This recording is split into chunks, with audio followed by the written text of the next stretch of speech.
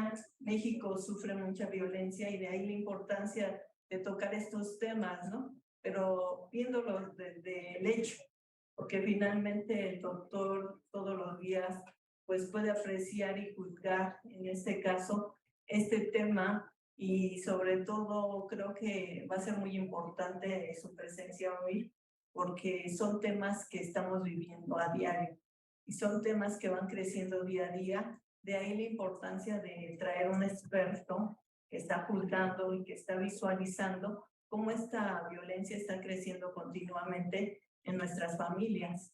Entonces, bueno, antes de dar inicio a esto, pues le vamos a pedir al maestro Colín que nos haga el favor de dirigirnos unas palabras y también que nos inaugure este evento. Tiene el uso de la voz, por favor. Muchas gracias, maestra. Creo que no funciona esto, pero... ya se apagó. Bueno, ¿me escuchan bien? Bueno, ya, hasta yo me escuché. Bueno. Antes que nada, dar las gracias a la doctora Palomino por traernos a tan ilustre personaje, que es ni más ni menos que el doctor Enrique Sánchez Aparicio, ni más ni menos que el juzgador 12º de lo familiar. Así es que un experto y una autoridad en toda la materia para hablarnos de estos temas, que es la actuación del juzgador ante las conductas de violencia en los juicios en materia familiar. Nosotros en la materia de Derecho o en la licenciatura en Derecho tenemos una materia llamada Teoría del Contrato, en la cual hablamos de derecho familiar, pero a veces lo vemos desde una forma doctrinaria, romántica, si ustedes quieren. Yo creo que un perito a la altura es ni más ni menos que un juzgador que vive las cuestiones todo el tiempo, en todo momento, y que los juzgados están llenos de expedientes a morir. Entonces yo creo que es el experto idóneo para explicarles cuál es la situación y cómo nos embarra la situación. Por lo tanto, para no quitarles más el tiempo, en este momento nos ponemos de pie para inaugurar el evento. Y bueno, siendo las 13:19, damos por iniciado la presente actuación. Y pues una felicitación nuevamente a la doctora Palomino por traernos a un experto en la materia y que va a ayudarles mucho para resolver muchas dudas. Muchísimas gracias y los dejo a ustedes. Un aplauso, por favor.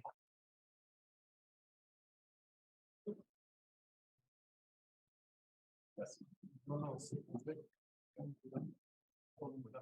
Estamos a la orden. Gracias. Gracias. Perdón. Gracias. Los dejo en buenas manos. A ver.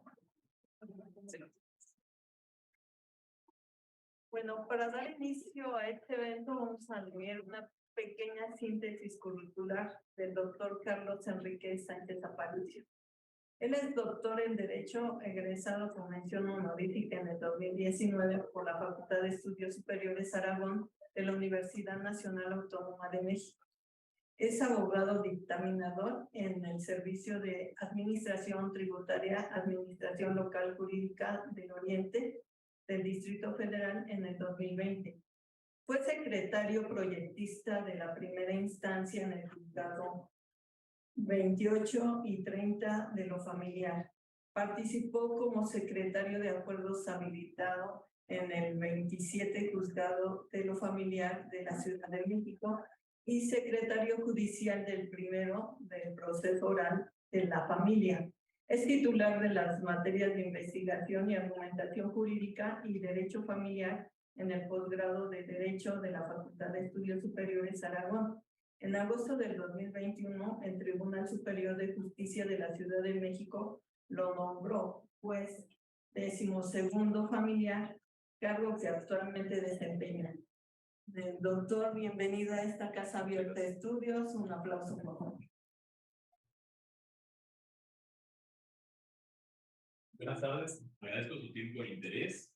De igual forma, doctora, muchas gracias por la invitación. Siempre es un gusto y un honor estar aquí con ustedes en la UAM, de quien, por cierto, ahorita comentaba con la doctora, mi secretaria de acuerdos es egresada de esta casa de estudios. Vamos a dar inicio. Yo vengo a hablarles de violencia familiar. Vamos a dividir la conferencia de la siguiente forma. Uno, iniciar con lo que es violencia familiar. Segundo, tratarla cómo se puede abordar como medida provisional. Después, tenerla cómo se puede plantear como pretensión tanto en juicio oral, familiar, como en proceso escrito. Y finalmente, también todo esto relacionado con las guardias de la ley de acceso de las mujeres a una vida libre de violencia. ¿De acuerdo? Muchas ocasiones llegan a la guardia y están pidiendo cosas que se deben de pedir en una controversia del orden familiar, o están pidiendo una cuestión que es por dirimir en un juicio oral familiar. Entonces, para que vaya quedando claro dónde podemos solicitar cada cuestión. Máxime que hoy en día, pues, y eso en mi experiencia, digo, no traigo un dato duro estadístico, pero sí les puedo decir, por lo menos en cada que les gusta, de 10 asuntos, cerca de 6, 7 expedientes vienen pidiendo medidas de violencia familiar o alguna prestación en términos del artículo 255 o su correlativo de oralidad, que es el 1033 del Código de Procedimientos Civiles, trae una prestación relativa a violencia familiar.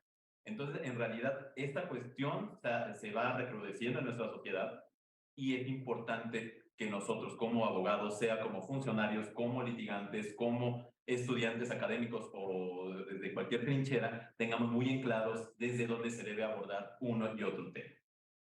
Iniciamos con definir qué es la violencia familiar. La violencia familiar viene definida, si ustedes checan, en el artículo 323 cuáter del Código Civil para la Ciudad de México, ahí nos define qué es la violencia familiar. A grosso modo podemos definirla como toda conducta dirigida a dominar, someter, controlar, agredir física, verbal, psicoemocional o sexualmente a cualquier miembro de la familia. Nos dice la ley, entendiendo por aquel, o sea, el miembro de la familia, el que se encuentra vinculado por una relación de matrimonio, concubinato, sociedad de convivencia. Yo agregaría eso porque nuestro código está anacrónico. Recordemos que el código data de 1932, se ha reformado eventualmente, pero hay muchas cosas que hoy en día no están vigentes. También nos marca el parentesco consanguíneo, en línea recta, ascendente o descendente, sin limitación de grado, colateral o afín hasta el 4º grado. ¿Y cuáles son estos tipos de violencia? Según el Código Civil, que aclaro, es una cuestión enunciativa más no limitativa, maneja 4 tipos, a saber, la física, la cual se puede ejercer o se materializa a partir de alguna parte del cuerpo o con algún objeto en detrimento de otra persona. La psicoemocional, que versa sobre prohibiciones, coacciones, condicionamientos, intimidaciones, insultos, amenazas, o cualquier otra circunstancia de esta naturaleza que genere un menoscabo en la persona, sea de carácter cognitivo o emocional. Ejemplo, ¿no? En una relación de pareja. No te juntes con tal persona. Si me quieres, no te vas a juntar con tal persona. Porque si me quieres, no necesitas a nadie más que mí. Si me quieres, me vas a dejar revisar tu celular. Si me quieres, todo este tipo de cuestiones que implican condicionamientos es violencia, ¿de acuerdo? Vayamos ahí identificando, vayamos tomando en cuenta que no debemos normalizar este tipo de conductas. Otra es la económica, que nos señala el 323 cuáter, es el control de los ingresos, apoderamiento de propiedades, retención, menoscabo o destrucción de objetos o algún tipo de propiedad, así como el incumplimiento alimentario. Ahorita vamos para allá, ahorita vamos a entrar a lo que es juicios orales y proceso escrito. Afortunadamente he tenido la oportunidad de estar tanto en proceso escrito como en oralidad. Entonces les puedo platicar experiencias y con todo gusto, si te abre algún periodo de preguntas y respuestas, estoy abierto a cualquier cuestionamiento, sea en materias de proceso escrito o de oralidad. Y finalmente nos maneja lo que es la violencia sexual, que nos señala que es inducir a prácticas sexuales no deseadas o que generen dolor, ¿de acuerdo? A grosso modo, eso es lo que nos maneja el Código Civil como violencia, los 4 tipos de violencia. Insisto, es una cuestión enunciativa más no limitativa. Si nosotros checamos un ordenamiento internacional, como la Convención de Belém do Pará, seguramente nos va a hablar otro tipo de violencias. Si nosotros checamos la ley de acceso de las mujeres a una vida libre de violencia, sea la local o sea la federal, pues necesariamente vamos a encontrar otras conductas. Reitero, este es enunciativo más no limitativo. Y también soy muy insistente, nuestro código data de 1932, ya necesitamos otro código. De hecho, en mi opinión, no solamente necesitamos otro código en la Ciudad de México, necesitamos unificar la materia familiar a nivel nacional, ¿no? Por muchas cuestiones. Pero bueno, ese ya será este tema de otra ocasión. Vamos a empezar entonces cómo se puede abordar la violencia familiar como medida provisional. Como medida provisional se puede abordar en cualquier procedimiento del orden familiar. ¿Dónde nos vamos a ir para solicitar esta medida provisional? Tendremos que checar el artículo 282 del Código Civil, particularmente lo que es el inciso A, fracción primera. Y este dispositivo legal, palabras más, palabras menos, nos dice que nosotros como jueces familiares debemos de emprender cualquier medida tendente a salvaguardar la integridad de los miembros de la familia. Luego entonces, el día de mañana, se inicia un divorcio. A lo mejor de inicio no hay violencia, iniciamos bien, bueno, hoy lo platiqué con mi esposo, oye, pues ya es tiempo de finiquitar esta cuestión. Ella no me cree, dice, está bien, bellarlo. Voy, interpongo la demanda, pero el día de mañana, pues cambié de parecer. Oye, ¿qué te pasa? Pues yo creí que estabas jugando, ¿no? Y entonces la situación se torna violenta. Empieza a destrozar los bienes que conforman la sociedad conyugal, me empieza a menoscabar en mi persona, a ofender, a coaccionar. Bueno, eso ya es violencia. Entonces nosotros podemos solicitar en términos del 282 del Código Civil una medida de violencia. ¿Cómo se decreta una medida de violencia? Por lo regular, el juez ordena a la persona se abstenga de causar cualquier acto de intimidación, de coacción, de detrimento de la persona, sea de carácter físico, mental o similar. Y dice la ley, el juez de lo familiar dispone de los medios a que hace alusión el artículo 73 del Código de Procedimientos Civiles. Si ustedes checan lo que es este último precepto legal, dispone que nosotros como jueces familiares estamos facultados para imponer desde una multa, desde un arresto, hacer uso de la fuerza pública.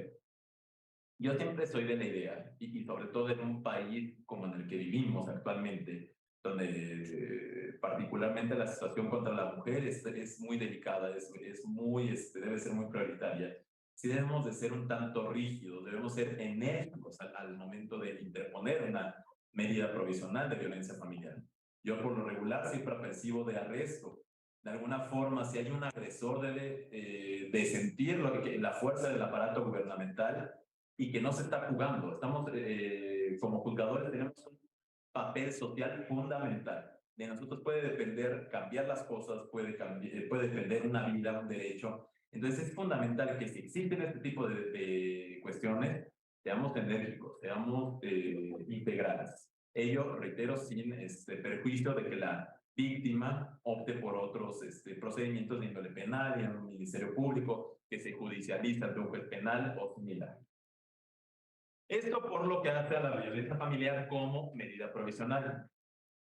Ahora, es importante mencionar, aunque no se solicite esta medida provisional por alguno de los interesados, y esto es muy importante, el juez, acorde al artículo 941 del Código de Procedimientos Civiles, tiene la obligación de actuar de oficio. Esto implica que no se tiene que esperar a que haya solicitud de parte. Nosotros como juzgadores advertimos una situación, sea en detrimento de un infante, de una mujer, también de un hombre, de cualquier persona, miembro de la familia, y nosotros hemos que actuar de oficio. Esto lo dice la ley. Ahora vamos a entrar a la violencia familiar, cómo se puede plantear o cuál es su injerencia en un proceso familiar. Vamos a iniciar con lo que son los juicios orales familiares. La competencia de los juicios orales familiares, me remonto un poco para contextualizar, se encuentra prevista por el artículo 1019 del Código de Procedimientos Civiles. Pero, ojo, este artículo incluso habla de controversias del orden familiar, habla de algunas cuestiones de violencia familiar, y no todas son ventilables en oralidad. La competencia de los juicios orales familiares se encuentra delimitada por un acuerdo del Consejo de la Judicatura Federal, del Consejo de la Judicatura Local, perdonen, que data del 28 de mayo de 2018. Ahí ustedes pueden checar cuál es la competencia de un juzgado oral familiar. A grosso modo son los juicios de pérdida de la patria potestad, de filiación, salidas del país de menores, concubinato cuando son trámites administrativos, divorcios planteados de manera conjunta, eso entre otros asuntos. Ahora, ¿cuáles son los asuntos relacionados con violencia familiar que podemos tocar en la oralidad? Vamos a tener uno, que sería plantearlo como prestación en términos del 1033 del Código de Procedimientos Civiles. Tendríamos lo que es como causal de nulidad de matrimonio. ¿Cuáles son los preceptos que vamos a relacionar para este efecto? Sería el 156 fracción séptima, el 235 fracción segunda y el 245 del Código Civil para la Ciudad de México. Estos preceptos legales, de manera genérica, no señalan que la violencia familiar existente al momento de contraer matrimonio lo anulan. También nos disponen que únicamente reclamable esta causal por el propio cónyuge que sufrió la violencia y que tiene que hacerse valer dentro de los 60 días siguientes a que cese la violencia. Hoy en día yo difiero, o habría que ver desde qué perspectiva vamos a juzgar cada caso. Porque si verdaderamente queremos juzgar con una perspectiva de género, daremos cuenta que en algunos casos no podemos acotar un término de 60 días a interponer una nulidad de matrimonio. Si nosotros, ejemplo, ¿no? Una mujer, pensemos en un contexto, a lo mejor en los años que les gusta 50, donde con independencia de que estuviera mal, porque estaba mal, a lo mejor estaba un tanto sometida, a lo mejor desde casa le dijeron te vas a casar con tal, ese tal desde el principio le dijo pues si no te casas conmigo, voy a matar a tu hermano, o voy a golpear a tus papás, o ese tipo de cuestiones que reitero, me remonto a un contexto sociocultural diverso, porque era más común que hoy en día. Pero eso no quiere decir que estuviera bien, ¿de acuerdo? Aunque se normalizaba en ese entorno. Pero vamos a pensar que la persona a lo mejor tiene una escolaridad baja o no, ni siquiera pisó la escuela, nunca trabajó, nunca se le permitió desempeñarse en lo personal, en lo profesional. Pues todo esto merma para que tome una decisión, para que pueda independizarse, ¿no? No es lo mismo ustedes que están preparando en una aula académica, que tienen otra visión de la vida y que obviamente tienen otro tipo de herramientas para tomar decisiones a una persona como la que les estoy planteando. Y a lo mejor toda esta vida pues la vive, se le enseña que esa es la vida que debe de vivir y pues a lo mejor 50 años después dice, bueno, pero pues a lo mejor ya tenía un año de abandonado. Pero dice, bueno, pero ¿qué pasó con toda esa riqueza que se generó durante el matrimonio? ¿Qué ocurre con ese tipo de cuestiones, no?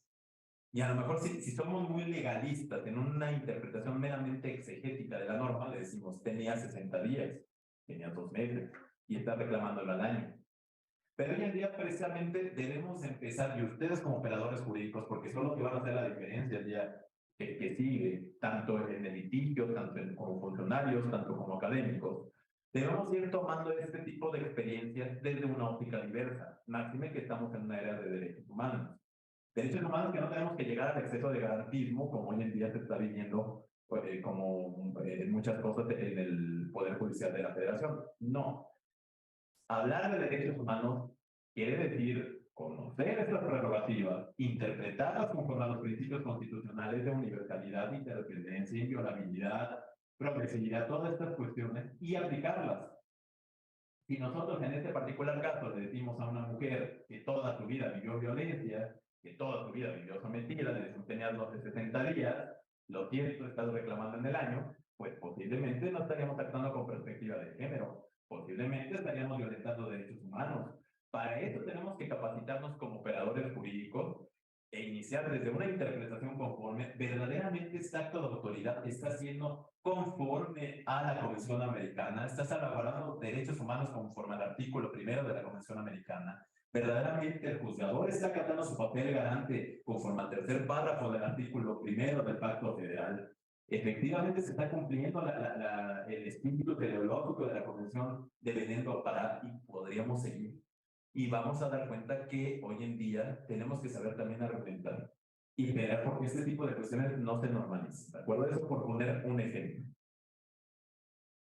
Otro caso donde se puede interponer un juicio oral familiar y que va inmerso con la violencia familiar es la pérdida de la patria potestad respecto de infantes.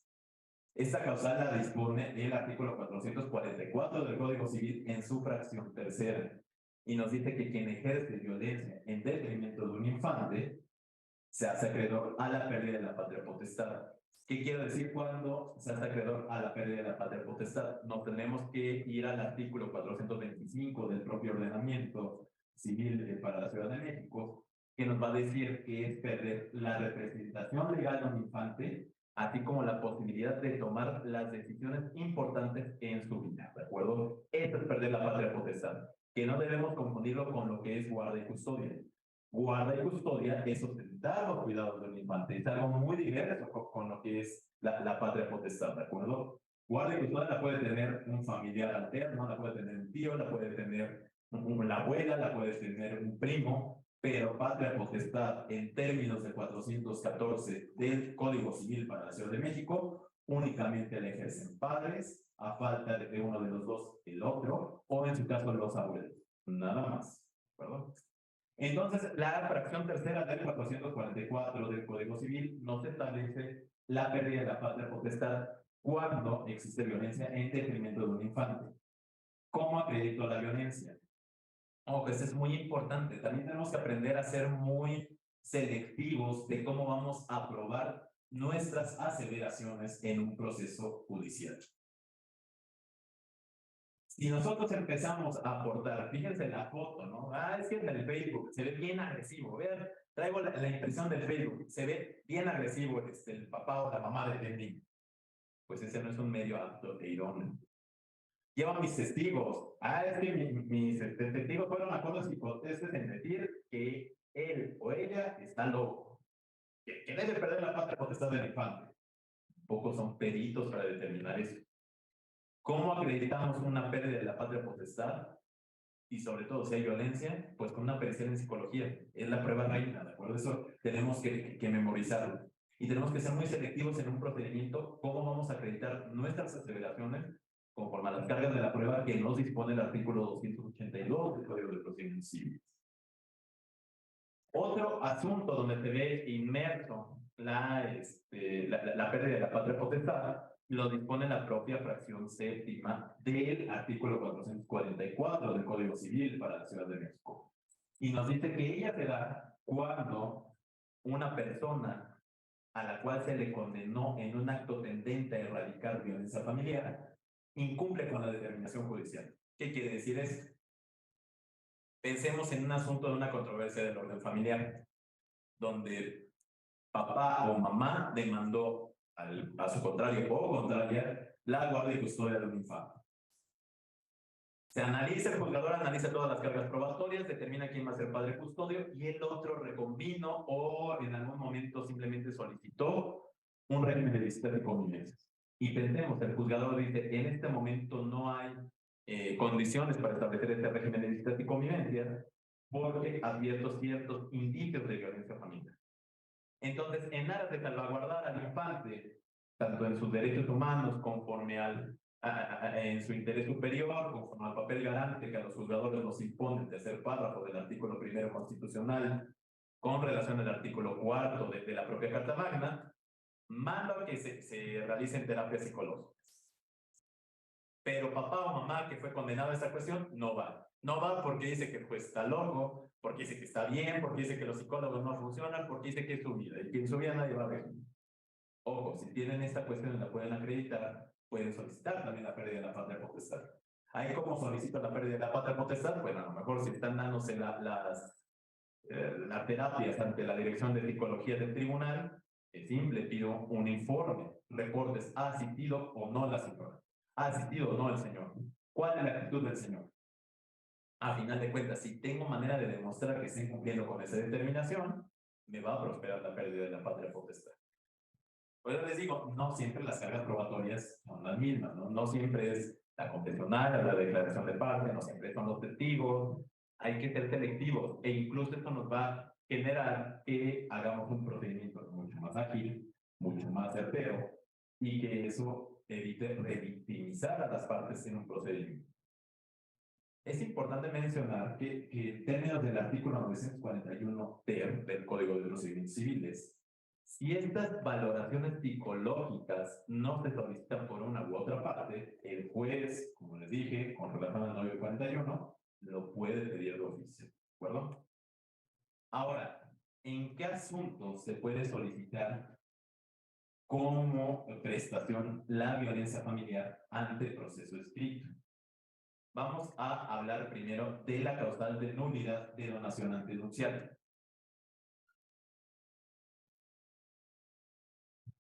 Esta viene prevista por el artículo 228 del Código Civil. Pensemos, unas personas que te casan, pero antes de casarte, te donan una casa, lo que sea como donación antenupcial, ¿de acuerdo?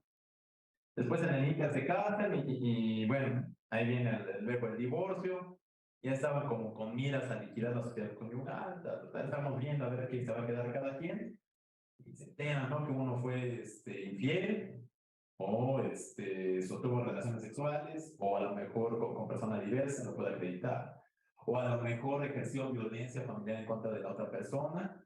Bueno, esa donación es renunciable, ¿de acuerdo? Es revocable. Eso se tiene que plantear en vía incidental. Aquí, ojo, ya cambiamos del 1019 a lo que es proceso escrito. Proceso escrito se rige por los requisitos de la demanda, vienen en el artículo 255 del Código de Procedimientos Civiles.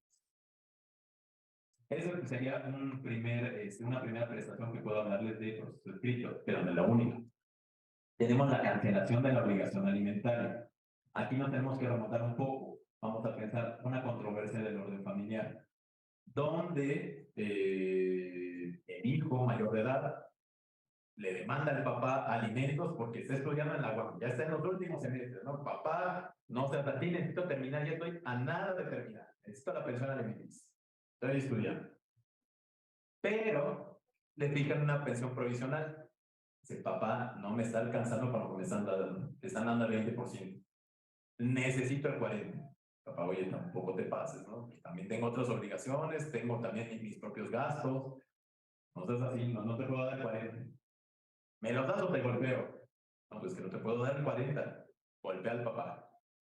Bueno, si ustedes checan el artículo 320, la fracción tercera del Código del 320 del Código Civil para la Ciudad de México, sería un motivo de rescisión o cancelación de esa pensión alimenticia, ¿de acuerdo? Ojo, esta cancelación, para esto ya existe una pensión provisional o definitiva. Ustedes si checan el artículo 94 del Código de Procedimientos Civiles, cualquier resolución provisional o definitiva es dable modificarla en vía incidental, ¿de acuerdo? Entonces tendríamos que estar promoviendo un incidente de cesación de pensión alimenticia. Otro supuesto, como pretensión en una controversia del orden familiar. Ahí tendremos que remontarnos a la competencia que nos señalan los artículos 941 y 942 del Código de Procedimientos Civiles.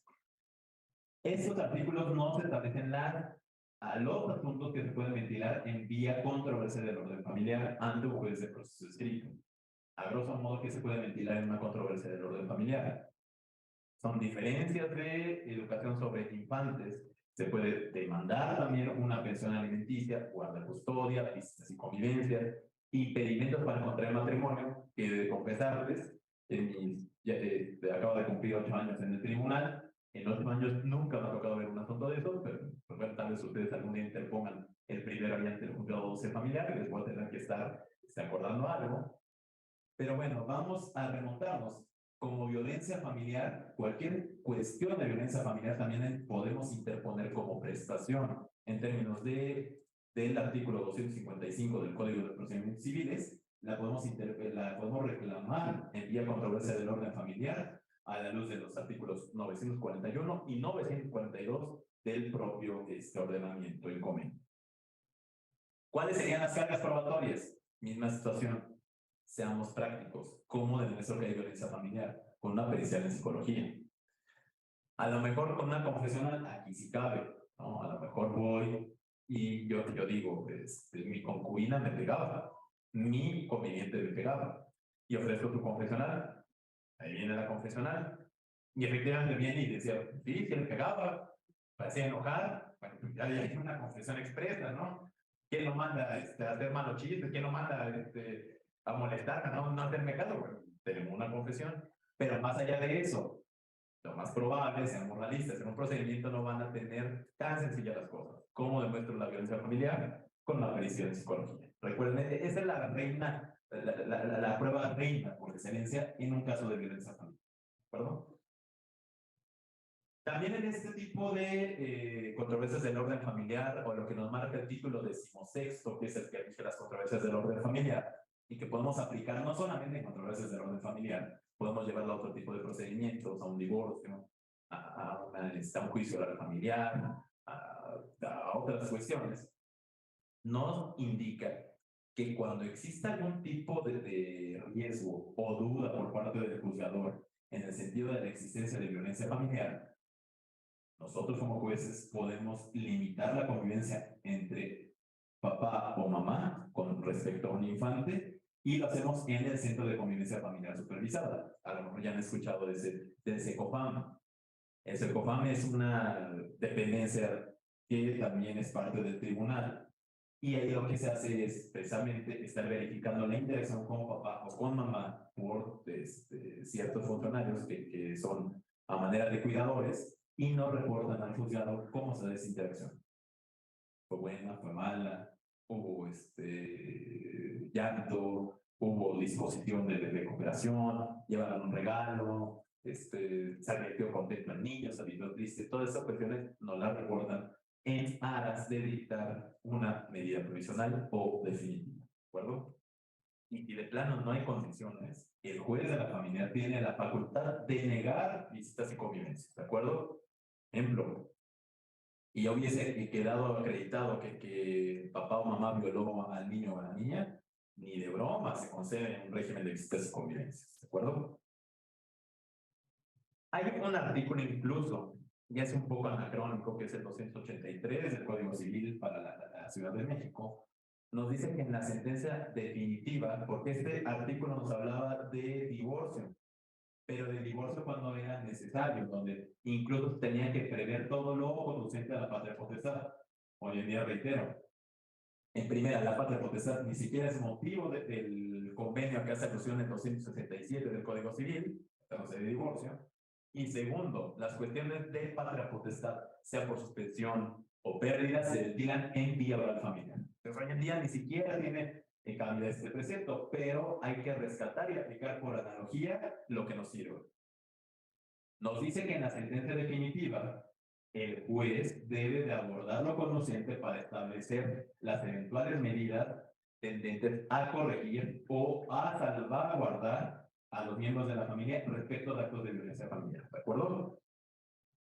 Ahora bien, vamos ya a lo que sería el punto que hoy es bastante álgido: las guardias de violencia de la Ley de Acceso de las Mujeres a una Vida Libre de Violencia. Estas guardias ustedes pueden consultar en el boletín judicial, y es importante que lo sepan. Sale aproximadamente de manera bimestral un calendario, y nos rolan a todos los jueces de proceso escrito. Diario juez de guardia, incluso en sábados y domingos, incluso en días festivos. El tribunal no descansa. Siempre nos toca como un juzgado está de guardia. Y bueno, ¿qué es lo que tienen por objeto estas guardias? Pues obviamente estas sí se acotan a lo que es la violencia en contra de la mujer. Esto nos define, la violencia viene definida, le da otro enfoque, a lo mejor concordante con el 323.4 del Código Civil, pero nos lo define el artículo 3º de la Ley de Acceso de las Mujeres a una Vida Libre de Violencia. Estoy hablando de la ley local, porque también hay una federal. Y bueno, a grosso modo dice: la violencia debe entenderse como todo acto u omisión que, basada en su género y derivada del uso y o abuso de poder, tenga por objeto o resultado un daño o sufrimiento físico, psicológico, patrimonial, económico sexual o la muerte a las mujeres, tanto en el ámbito público como privado, que limite su acceso a una vida libre de violencia. Ahora, y eso también hay que aprender a distinguir, no se pueden otorgar medidas o implementar diligencias a forma de medida provisional. Las medidas son permanentes hasta en tanto se resuelve en definitiva. Ahorita voy a eso. Y vienen acotadas. Se acotan por los artículos 70 y 71 de la citada ley. ¿Qué es lo que un juez de lo familiar? Porque también hay jueces. Ya estoy tirando el personalizador, perdón, doctor. No sé qué bueno. ¿Qué es lo que puede hacer un juez familiar? Bueno, está acotado. 1. Suspensión temporal al agresor del régimen de visitas de convivencia. Temporal, ojo, porque para modificar cualquier determinación, sea provisional o definitiva, que obviamente ya estaremos hablando aquí, no podemos suspender algo que no está dado. Nos han llegado las guardas de la violencia, de violencia. Suspende al padre, suspende al padre, que sí, únicamente son para mujeres, ojo, no puede, uno como hombre no puede ir a esas guardias. Pero llega una mujer, suspende al padre de las convivencias. Ok, ¿dónde se encuentran dadas las convivencias? No, pues no se encuentran dadas. No, tiene que haber una determinación previa, ¿de acuerdo? De carácter provisional o definitivo. Y suspendemos de forma temporal, no quiere decir de forma definitiva, ¿de acuerdo? Las medidas, insisto, tienen carácter permanente hasta tanto se resuelva de forma provisional o definitiva. Pero de forma provisional, en su caso, se tiene que modificar conforme al 94 del Código de Procedimientos Civiles, y esto estaría en un incidente, o si lo vamos a hacer de forma definitiva, tendría que ser en la resolución de carácter definitivo que se esté ventilando de la zona, ¿de acuerdo? Eso es temporal. La segunda medida que puede evitar un juez de la familia, elaborar inventario de los bienes que conforman el patrimonio o la sociedad conyugal, ¿de acuerdo? Esto únicamente como a manera, yo lo pondré en analogía a lo que hace el artículo 200, no es cierto, no es 200, es el 824, perdonen, del Código de Procedimientos Civiles, que sería un inventario de los bienes que conforman el patrimonio común, sea en una sociedad de convivencia, sea en una sociedad conyugal. Y recordemos, este artículo, aunque habla de las sucesiones, recordemos que conforme al artículo 206 del Código Civil, ese precepto legal nos brinda la posibilidad de que tratándose del patrimonio de una sociedad conyugal se aplique por analogía a las reglas de las sucesiones. Por eso me voy al inventario, acá hace alusión el artículo 824 del Código de Procedimientos Civiles. Como tercera medida, también se puede prohibir al agresor que enajene, grave o cualquier otra circunstancia análoga el patrimonio de la sociedad conyugal. Como cuarta medida, también se puede determinar pensión alimenticia, ¿de acuerdo? Provisional, o como lo dice la ley, de carácter inmediato. Reitero, eso hasta en tanto no exista una sentencia definitiva. Y finalmente, tal vez es la más delicada, la recuperación de infantes, ¿de acuerdo? ¿Por qué digo que es la más delicada? Porque obviamente es así, no necesariamente tiene que existir una determinación de guarda y custodia. Basta con que se encuentren en ejercicio de la patria potestad. ¿Cómo nos acreditan eso? La legitimación, ¿cómo la pueden acreditar? Acorde al artículo 1 del Código de Procedimientos Civiles de la Ciudad de México, sencillo, con un acta de nacimiento.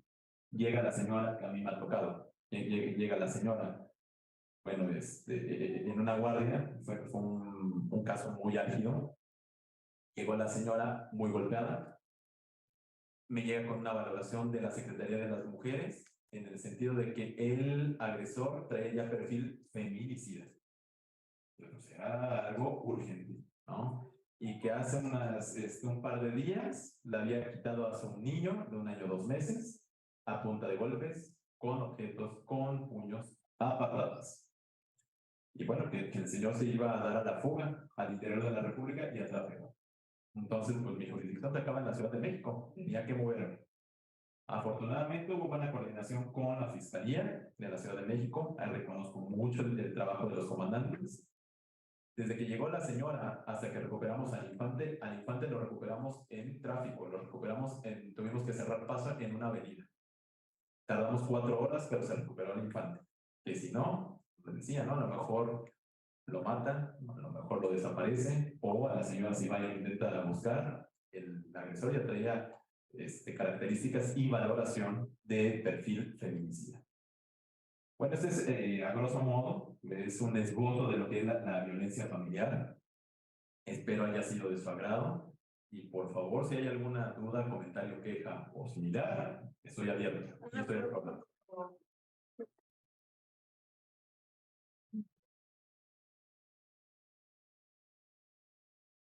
A continuación vamos a dar apertura a las preguntas. ¿Alguien de ustedes tiene alguna?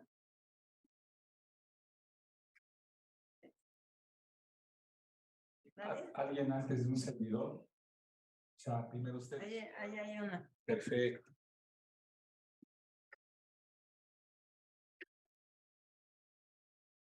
Yo tengo una duda. Habíamos comentado en alguna de las clases que el amaciato ya entraba en pensión alimenticia. Tengo duda de eso. Si ya entra en pensión alimenticia o bajo qué, bueno, qué requerimientos necesita para que ya las personas que viven en amaciato tengan lo de la pensión.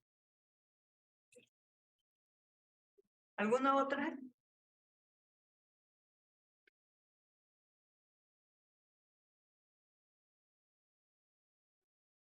Bueno, voy respondiendo si surge alguna con confianza. Existe efectivamente ya un criterio ahí de la Corte en el sentido de que también las relaciones de hecho deben ser protegidas por el derecho. Al ser jurisprudencia y conforme al artículo 217 de la Ley de Amparo, dice es de observancia obligatoria. Pero ojo, la observancia obligatoria, y si seguimos la ley de la ponderación, acá hace alusión Roberto Alexi, la observancia obligatoria no necesariamente quiere decir aplicación obligatoria. Pero si nosotros vamos a dejar de inaplicar un derecho de ese índole, pues también tenemos que justificar qué es lo que vamos a ponderar en uno y otro caso, ¿de acuerdo? Porque por una parte tendríamos que decir, tenemos una persona que al margen de una relación no reconocida como forma de vinculación familiar, por la ley, en términos del 138 ter, me parece, del Código Civil, está viviendo una relación de hecho con quien se va a constituir como acreedor alimenticio.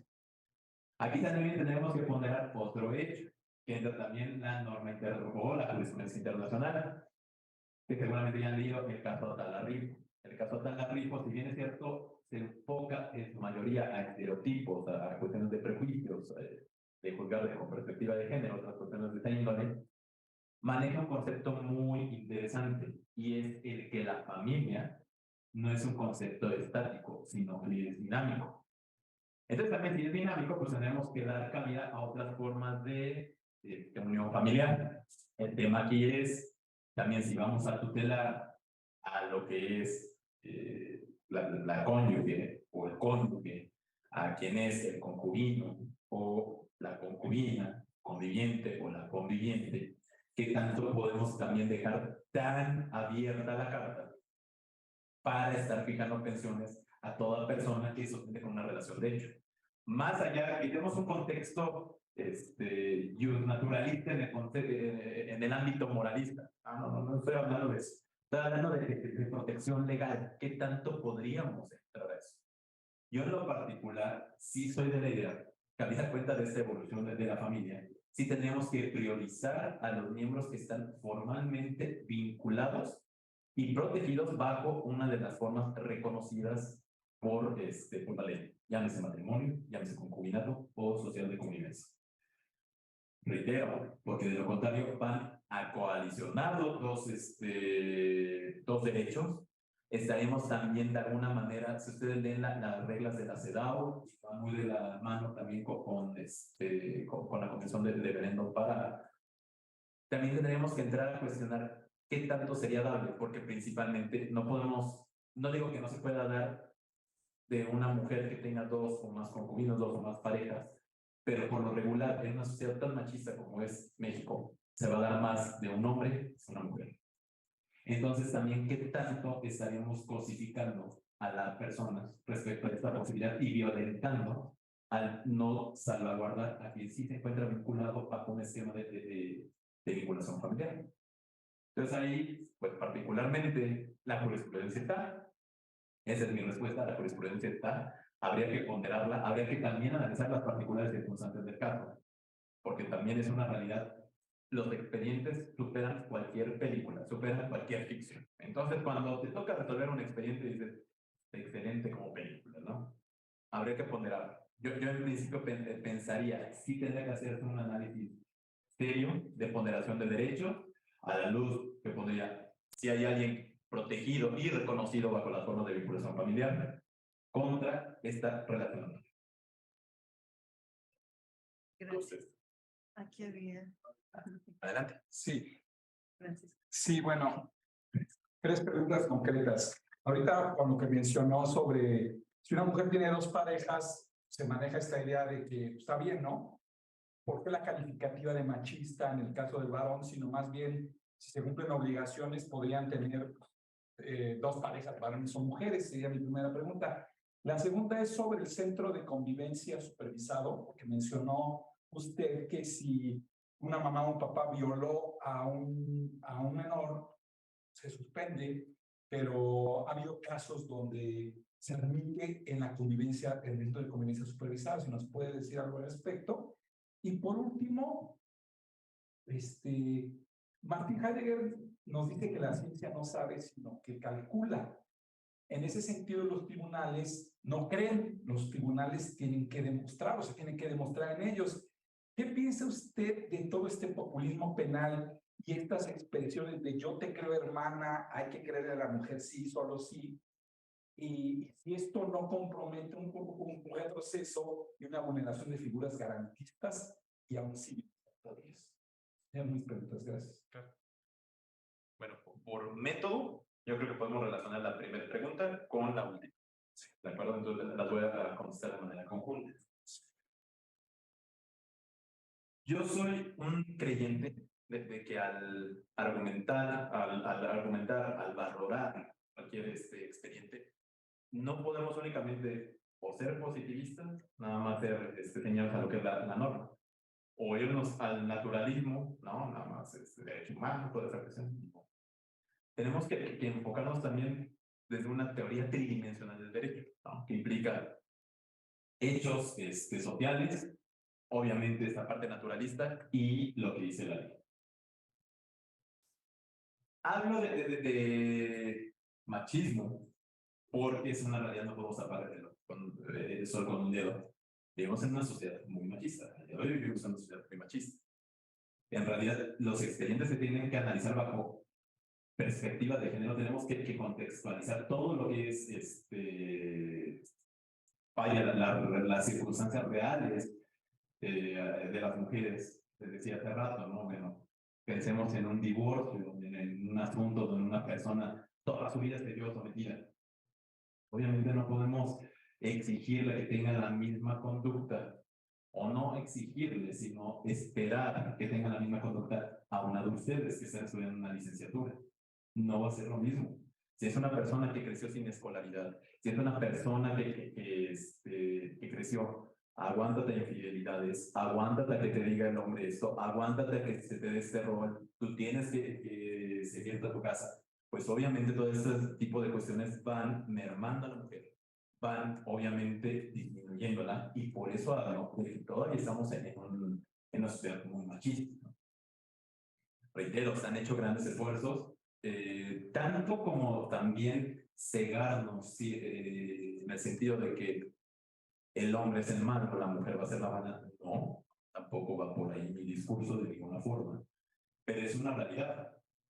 Yo sí les puedo decir de cada 8 de 10 asuntos donde se alegan violencia, por lo regular, 8 va el hombre, ¿no? Donde es el agresor contra las 2 de la mujer. Es decir, es una estadística muy desequilibrada. Y esto de los que llegan a tribunales, porque hay muchos casos, reitero, donde se espera de la mujer muy tristemente que cumpla cierto rol, que cumpla cierto estereotipo. Y eso es triste, que no va a llegar a un juzgado. Sin embargo, pasa.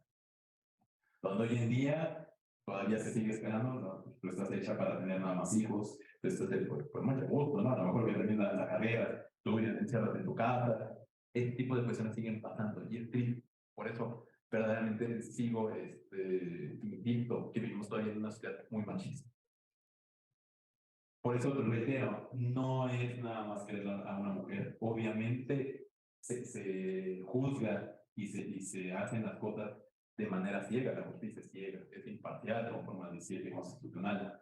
Pero reitero, sí tenemos que poner mucho cuidado a los contextos sociales hoy en día. Ahora, con relación a lo del SECOFAM, digo, habría que analizar en un particular caso. Yo, es un criterio particular. Si ya es acreditado que hubo un abuso sexual, que hubo una violación similar, es evidente que el impacto para el niño, la niña o adolescente sería totalmente perjudicial, ¿no? Yo no respondería eso. Yo desconozco si hay algún caso en particular donde habida cuenta de ello se otorga un régimen incluso supervisado. Yo pensaría ahí que tiene que salvaguardar y siempre priorizar el sano desarrollo del infante. Yo no lo otorgaría en ese particular caso, porque sería revictimizar al niño, niña o adolescente. Imagínense, bastante tuvo con sufrir cierto abuso, cierta violación, ciertas circunstancias de vida donde no la deseó, donde no la pidió, como para que todavía se le otorgue, se le ponga a convivir con su agresor. No sé si hay alguna otra duda mental. Bueno, muchas gracias y vamos a despedir en este caso a pues con un fuerte aplauso, por favor.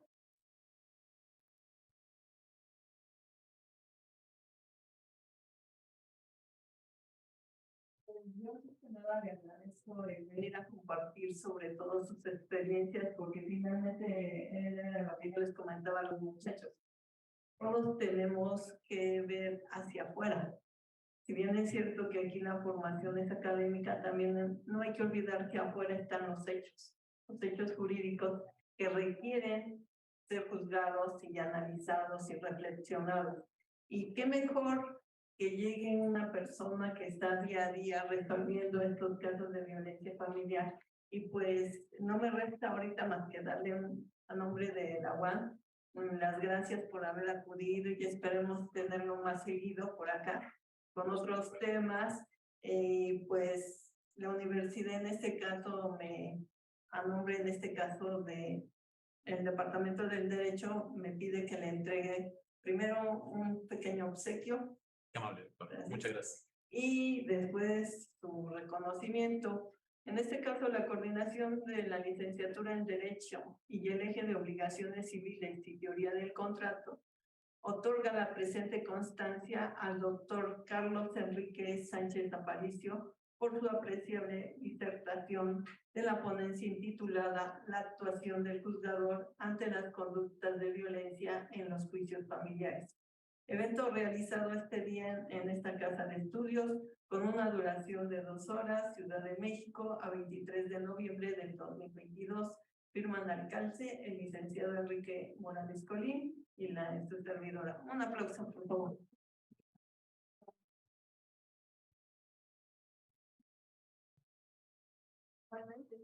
Muchas gracias. Esto fue mío.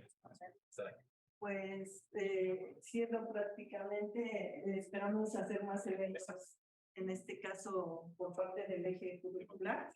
Y pues les agradecemos a todos los que estuvieron desde el inicio del evento de gobernanza e internet. También les agradecemos a los que llegaron después y esperamos verlos pronto. Muchas gracias y siendo las 2:10 estamos por clausurados estos ciclos. Hasta luego. Buenas tardes.